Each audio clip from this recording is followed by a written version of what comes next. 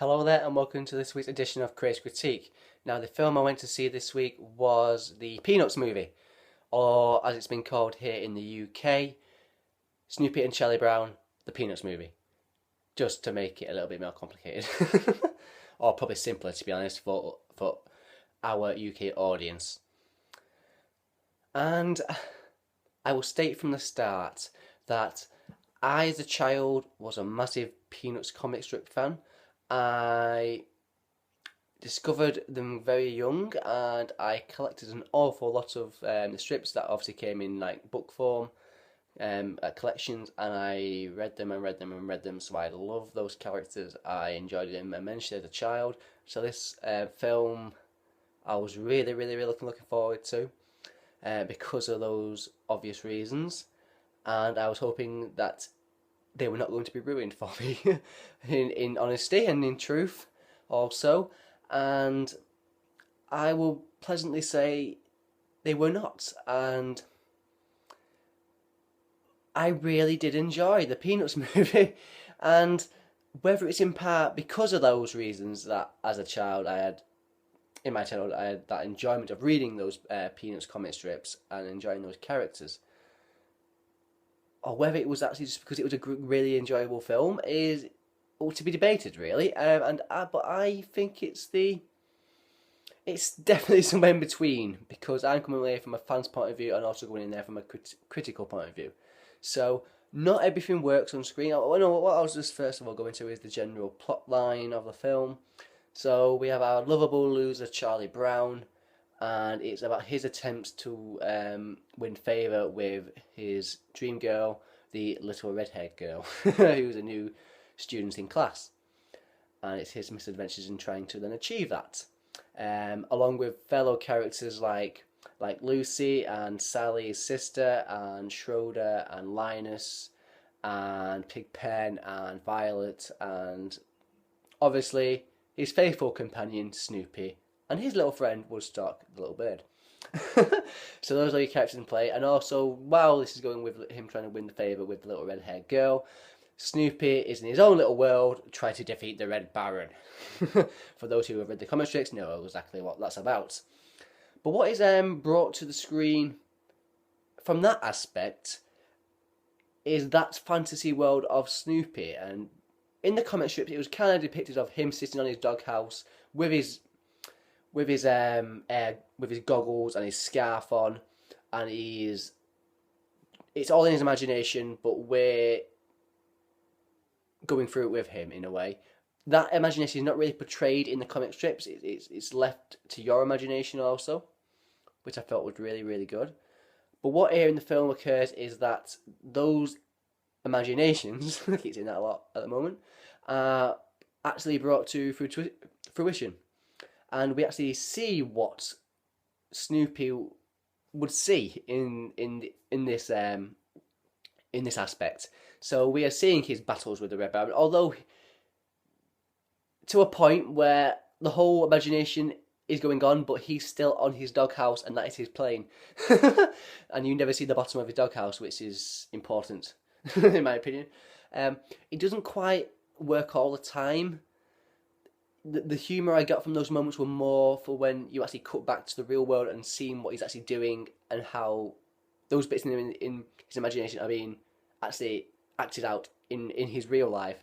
Those are the funny bits for me, not the actual in-imagination world bits.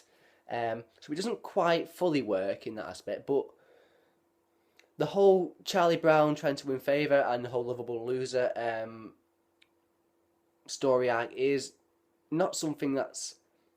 It is something that has been repeated often in films, but let's face it, 1950s Peanuts, it's kind of the birth of that. Obviously, maybe not the birth of the old lovable loser thing, but it can't be accused of copying anything, can it, at all? So, I just love him as a character, Charlie Brown. He's just wonderful. Sorry, just lost my thread there.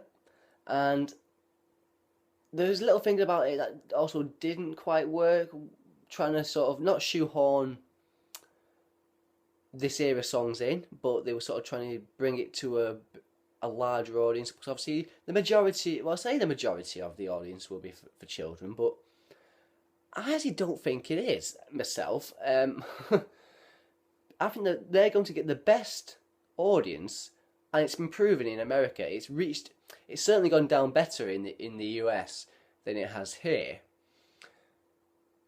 And I suppose its innocence and tones are probably not quite suited to a young audience of today. I don't know, maybe that's just my own sort of take on it. But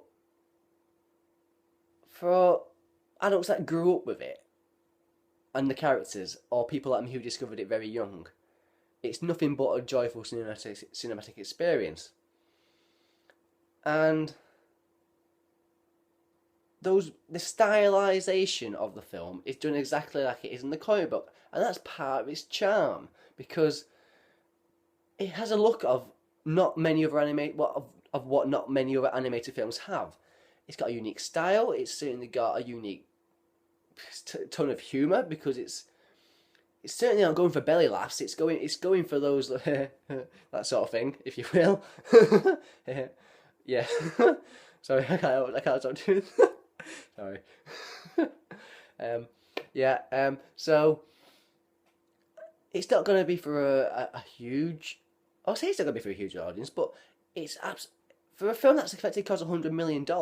It's more than doubled its budget, and so clearly it's got to be said in America, because it's such a piece of Americana, isn't it? My God, is that still something people want to see on screen, on their screens? And maybe it's partly nostalgic, or a want for something from their childhood, which is exactly what nostalgia means. I might have just said that. It's to be debated, but I really did enjoy the film, and I certainly appreciate that certain aspects of it are sort of not a bygone era. That sounds really old, but from I say years gone by. That sounds even worse, doesn't it? But it's certainly not going to hit, in my opinion, the child audience of today. There's little bits in there for children, but I think it's more of, like I say, for an audience of adults who experienced it, for adults that grew up with it, or people like me who discovered it very, very young, and they'll get an enormous amount of enjoyment out of the film. I think it was wonderful, and I stayed through the credits because I just love seeing them all dancing and sort of the animation and the characters there next to each other. I loved it. I really did enjoy the film. It is a film I will be purchasing when it comes out on DVD. So there we go, the Peanuts movie, or as it is here in the UK, Snoopy and Charlie Brown, the Peanuts movie. So my classic film of the week is a film that makes it an animation special, and the film I've gone to is Disney's 1967 classic, and let's face it, Disney refer to all their animations as classics, but this actually is a classic, and it is The Jungle Book.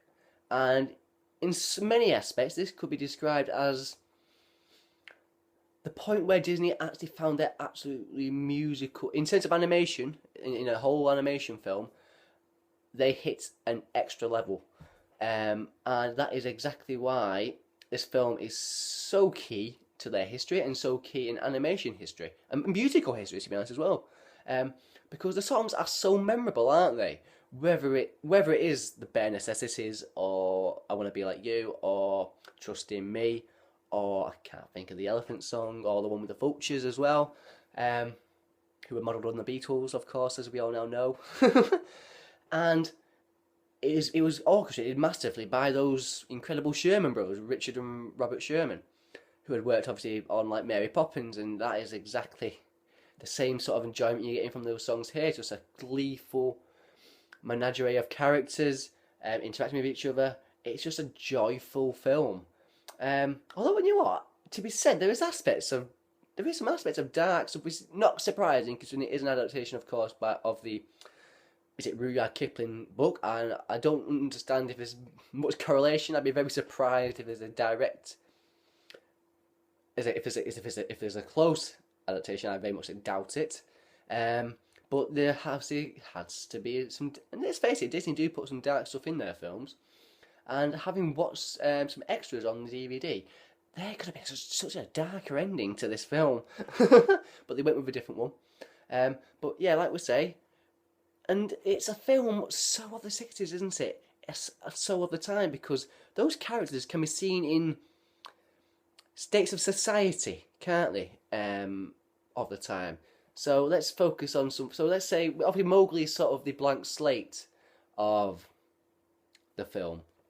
He's very impressionable. He'll like one thing and then go with another thing, and so on and so forth. And then it's those characters that he comes across. So with Bagheera, he's got sort of, in a way, the parent type. He is the Panther, the Black Panther, and I don't know. So it's more of the wise old uncle, isn't it? Because he was raised by wolves, obviously, of course, Mowgli. He has that family unit there, and he's sort of the wise old uncle. But he's kind of in a way, an authority. Can't say the word authoritarian figure. But then he comes across someone like Baloo, who is effectively, let's face it, if you want to be quite blunt about it, he's a hippie, Baloo, isn't he? He's a bit of a slacker. He enjoys himself. He eats what he wants. He drinks what he wants. Well, he drinks what he wants, but he enjoys things on all his own terms. So he's a hippie, and that's why it's such a, like I say, I can draw comparable things in society of the time, and he comes across somebody like King Louis, who wants to be, he doesn't believe in you should be that, you should be this, and sort of thing, and you can see those sort of tones of the 60s, should be able to be whatever you want to be, man. And it's all about him discovering what he wants to be, in a way, whether he wants to be sort of like King Louis or Baloo, or whether he clearly doesn't want to be like Bagheera, or whether he actually wants to join the race of man as well. So I think that's an interesting aspect of the film, and certainly worthy one of bringing up. Like I said, the musical numbers are just absolutely classics. You know those songs. You, in particular, to Ben says, "And I want to be like you." You know those words.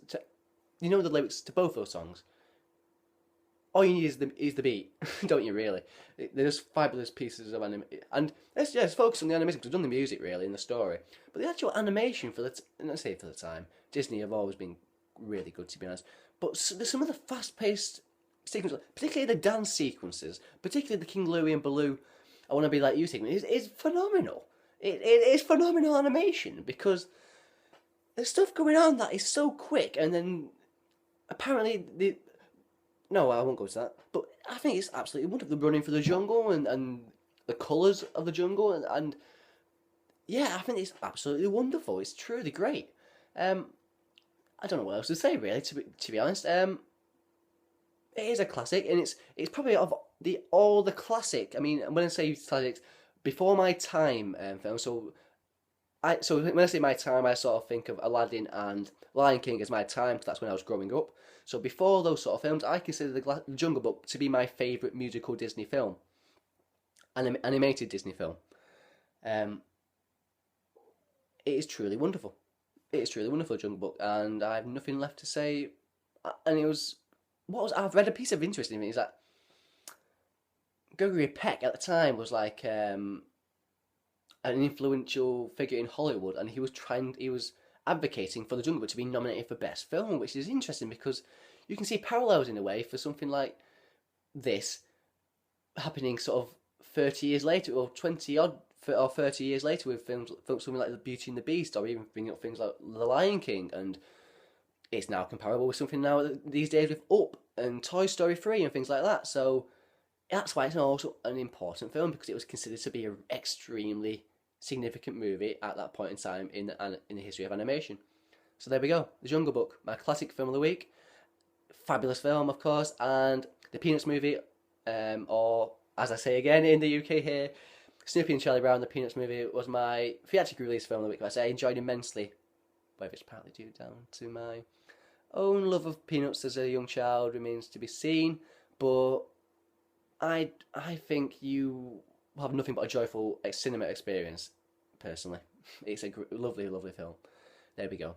And that was my animation special. I thank you if you have for watching. I do hope you subscribe to me if you enjoy what I've had to say. And I do hope to see and speak to you again sometime. Thank you very much, and goodbye.